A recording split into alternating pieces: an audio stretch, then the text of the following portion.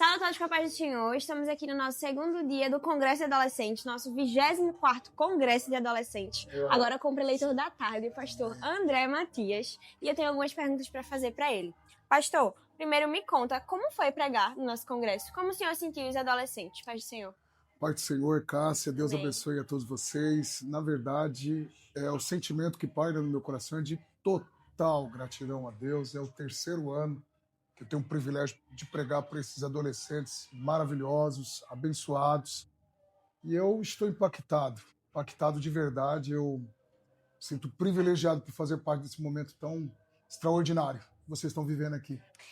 Amém. Falando um pouquinho sobre a ministração do Senhor, eu queria que o Senhor falasse um pouco sobre a cultura da hipergraça e a doutrina cristocêntrica. Eu queria que o Senhor explicasse esses dois conceitos pra gente. Eu sempre digo, Cássia, que uma das características do anticristo é confundir a fé. É fazer parecer que é evangelho e não é. Uhum. E o evangelho da hipergraça, ele veio exatamente para confundir. O evangelho da hipergraça, ele quer alargar a porta que Jesus disse ser estreita. O evangelho da facilidade, é o evangelho do vem que eu vou te dar, é o evangelho do receba isso, receba aquilo, é o evangelho que te chama de lindinho, de bonitinho, de bonitinha, que te coloca na centralidade, quando na verdade isso é uma desconstrução daquilo que é o evangelho na sua essência. O evangelho de Jesus, ele não é colorido.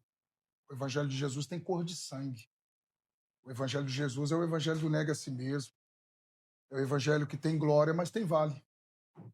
É o evangelho que me faz ficar bem agora, mas que já já eu posso estar chorando. É o evangelho que eu ganho agora, mas já já eu perco. Então, o evangelho de verdade é um contrato de risco. Tá tudo bem agora e já já pode estar dando tudo errado. Todavia, se é de fato o evangelho genuíno, eu sirvo a Deus de forma incondicional. Se ele faz, ele é Deus. Se ele não faz, ele é Deus. Se ele abre a porta, ele é Deus. Se ele não abre a porta, ele é Deus. E por aí vai. Amém. De que forma a cruz revela o amor de Deus para nossa geração? Olha, na cruz está a maior expressão do amor de Deus. E eu resumo em Romanos 5:8.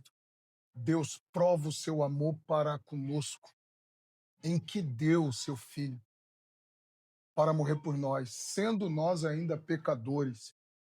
Eu afirmo mais uma vez o que eu falei no culto. Nós não merecíamos nada. A única coisa que nós merecíamos era a condenação eterna, era o inferno. Só não iremos para lá, porque o Verbo se fez carne. E Deus nos amou tanto que enviou o seu Filho para morrer por nós. Amém. Ainda nessa pergunta, eu queria pedir para que o senhor contasse uma situação pessoal em que o senhor sentiu que realmente a cruz seria aquilo que seguraria a vida do senhor, em que o senhor se sentiu atraído pela cruz. Eu vim das drogas, vim da prostituição, não tinha mais esperança de nada, rejeitado, família por adoção, família biológica. Tudo que eu ouvia era o inimigo gritando na minha cabeça, dizendo que eu morreria daquele jeito. Eu fui evangelizado por um moço chamado Edson, e quando eu entrei na igreja a primeira vez, eu entrei encapuçado, porque eu estava com medo, estava com problema com droga, ameaçado de morte. Mas foi naquela noite que a graça de Deus me alcançou, mudou a minha vida, e hoje eu agradeço a Deus porque virou a chave. Deus me deu um banho de misericórdia, abriu a torneira da graça, me deu uma esposa maravilhosa, um filho lindo. Hoje estou tão chique que eu estou aqui em Abreu e Lima. Amém. O senhor acha que os jovens entendem o sacrifício de Jesus como algo pessoal ou como algo distante? Olha, eu vou transferir essa responsabilidade para nós pregadores. Porque às vezes a distância é por falta de falarmos mais do Evangelho, falarmos mais da cruz. Eu vou chamar a atenção de nós, outros, nós, pregadores do Evangelho. Porque a distância existe por aquilo que está sendo, por causa daquilo que está sendo pregado. Porque certamente falarmos mais de Jesus, falarmos mais da cruz, de forma fidedigna, vai provocar o que provocou hoje à tarde aqui no Congresso da DG Adalp. Foi quase 1 hora falando de Jesus, cruz, evangelho, sangue, calvário, Gólgota, e a juventude, os adolescentes, quase 1 hora sentados, glorificando a Deus, ouvindo a palavra e se alegrando no Senhor. Amém. O Senhor falou muito sobre a importância da gente falar sobre Cristo, de falar sobre a cruz. E eu prestei atenção na ministração do Senhor. E enquanto o Senhor estava falando, eu me lembrei da passagem da mulher do fluxo de sangue. Ok. Muitas pessoas falam sobre a coragem daquela mulher de chegar até a Cristo, mas pouco se fala do que aconteceu para ela chegar até a Cristo. A passagem vai dizer que ela ouviu falar de Jesus. Imagina o poder que a gente tem ao falar de Cristo. A gente pode fazer com que pessoas corram atrás dele, pessoas se atraem através dele com a nossa fala. Então é muito importante isso que o Senhor falou. Total. São 3 verbos que o pregador não pode esquecer e deixar de lado. Ler o texto, explicar o texto e aplicar o texto. Então, o problema é quando a gente quer enfeitar o pavão. O que é evangelho? É simplificar o profundo e aprofundar o simples. Tudo se concentra na pessoa de Cristo. Cristo é a centralidade de toda a Bíblia Sagrada. Você pode ler qualquer texto do Antigo Testamento, do Novo Testamento, acredite. Jesus é a centralidade dessa história. Tudo aponta para ele. Então, assim, Cássia, a gente precisa voltar a falar de Jesus com mais intensidade. Se nós queremos um avivamento neste tempo do fim, trazer os pecadores aos pés da cruz, a igreja tem que voltar aos pés da cruz, que é o lugar de onde jamais ela deveria ter saído. Se o Senhor pudesse agora falar com todos os adolescentes que estão tendo essa ideia de que a cruz é algo distante deles, que eles não receberam essa graça, esse perdão, o que o Senhor falaria para que eles entendessem que sim, o sacrifício da cruz é algo pessoal? 2 situações. Primeiro, o texto. João 3,16. Porque Deus amou o mundo de tal maneira. Deu seu Filho unigênito para que todo aquele que nele crê não pereça, mas tenha vida eterna. A frase: não existe poço que seja tão fundo que a graça de Deus não alcance o pecador. Você está na mira de Deus, pode ter certeza disso. O Senhor falou algo bem polêmico hoje na pregação e eu queria retomar esse ponto, porque eu acho importante que mais pessoas escutem isso. Claro. O Senhor falou sobre que o inferno estava em festa enquanto Jesus estava na cruz. O Senhor poderia explicar mais uma vez isso pra gente? Isso é um equívoco bíblico, teológico e doutrinário.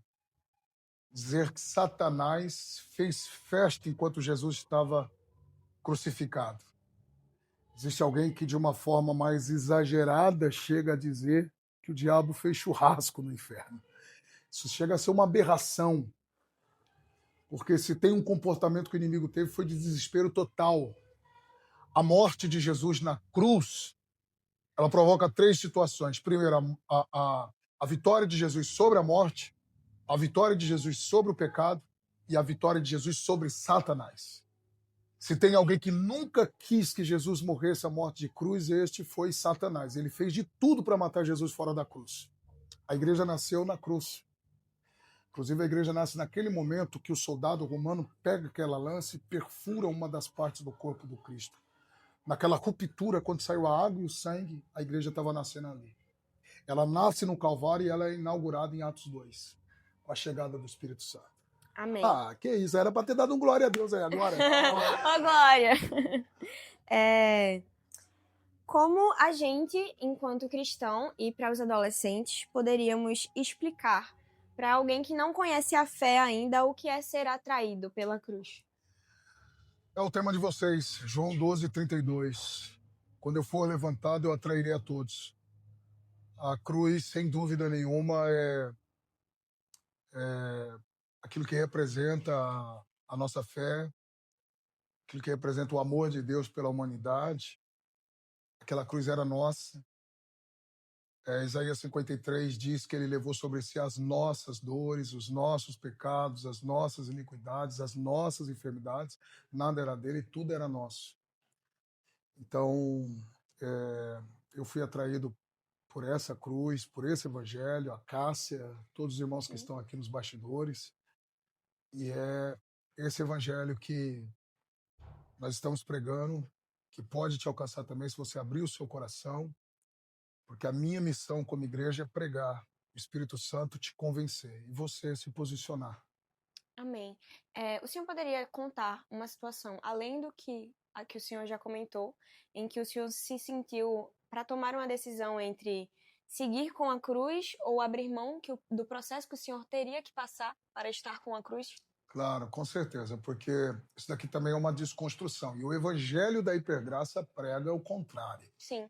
Mas o evangelho de Jesus é paradoxal. O que é isso, pastor? Fala aí, mais simples. No reino de Deus, no evangelho genuíno, para ganhar tem que perder. Quem pregou isso foi Jesus. Jesus nunca vai chamar alguém para dizer, vem que eu vou te dar. Primeiro ele diz, larga, renuncia, deixa, abre mão. Fez isso com Abraão. Poderia falar de tantos outros. Por exemplo, dar um exemplo bíblico aqui bem simples para todos vocês, para fundamentar. Em Êxodo 3, quando Deus chamou Moisés, ele está no monte, o monte se chama Horebe, Horebe significa monte de Deus. Então a primeira informação é que o monte é de Deus, não é de Moisés. Segunda informação é que a Bíblia diz que ele apacenta o rebanho que não é dele, é do Jetro, do seu sogro. Então o monte é de Deus, o rebanho é de Jetro. Terceiro, apareceu um anjo em cima do monte, o texto diz, o anjo do Senhor. Então o monte é de Deus, o rebanho é do Jetro e o anjo é do Senhor. A única coisa que Moisés tinha era uma sandália. Amém. Até a Cássia deu glória agora aqui, ó. Ô, glória. Porque quando Deus quer, ele faz isso. A única coisa que Moisés tinha era uma sandália. Deus falou, tira a sandália dos teus pés. Pegou? Forte.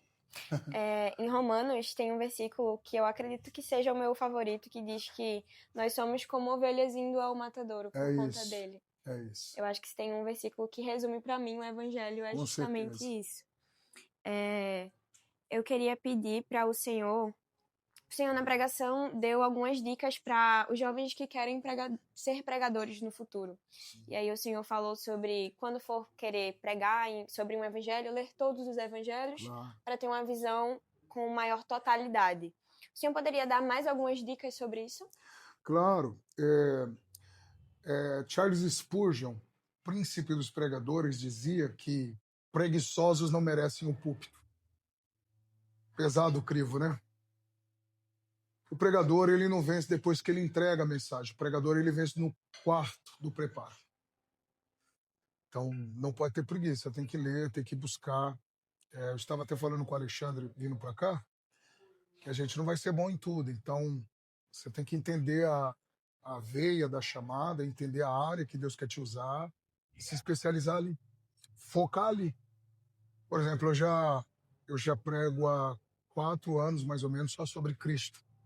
Então, eu já li mais de 40 livros sobre Jesus e tento entender a cada dia com mais profundidade a respeito de Jesus, sua missão, sua obra, sua vida, consumação da sua obra.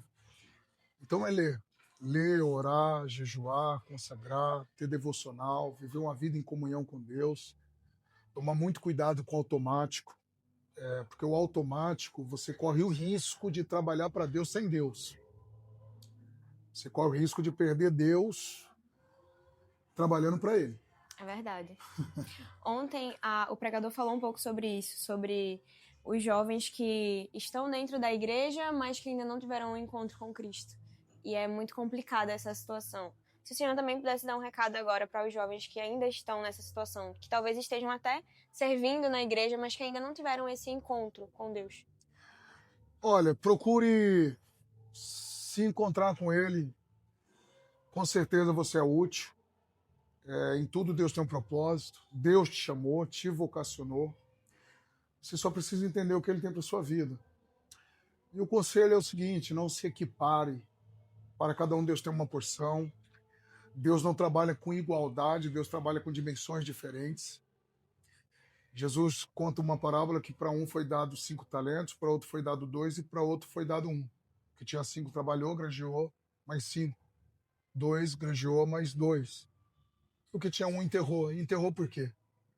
Porque ficou questionando por que muito para eles e para mim nada. Então valorize o que Deus te deu. Com certeza, para você, às vezes, não tem o determinado valor que você precisa, que tem que ter. E você não tem ideia do que Deus colocou na sua mão. Isso daí pode se tornar uma potência que você não tem ideia. Então, não se equipare a ninguém. Você é único. O que Deus te deu é muito relevante, pode ter certeza disso.